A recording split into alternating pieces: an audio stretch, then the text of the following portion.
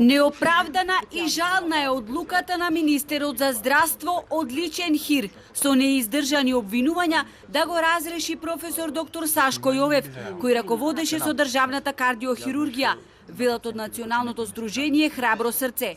Тие со апел до министерот Меджити да ја повлече ваквата одлука. Во спротивно велат подготвени сме и да излеземе на протест за поддршка на кардиохирургот.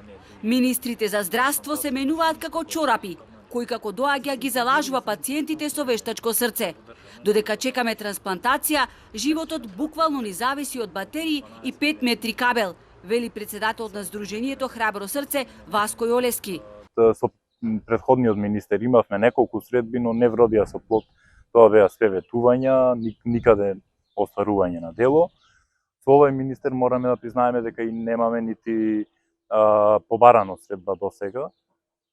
Не може да кажеме дека не примил, бидејќи немаме нити побарано средба, но што да бараме средба кај некој кој што во корен ја убива можноста да функционира кардиохирургијата. Прво треба да се исправи оваа грешка која што настана сега. Застрашувачка е информацијата дека бројот на пациенти впишани во националната листа за трансплантација се зголемува. Најмладиот пациент е девојка на 26 годишна возраст. Крајно време е надлежните институции да превземат одговорност и да ни помогнат оти секој ден и гледаме на смртта во очи, вели Јолески. Пумпите кои кај 20 пациенти ја заменуваат работата на срцето, откажуваат и се во критична состојба.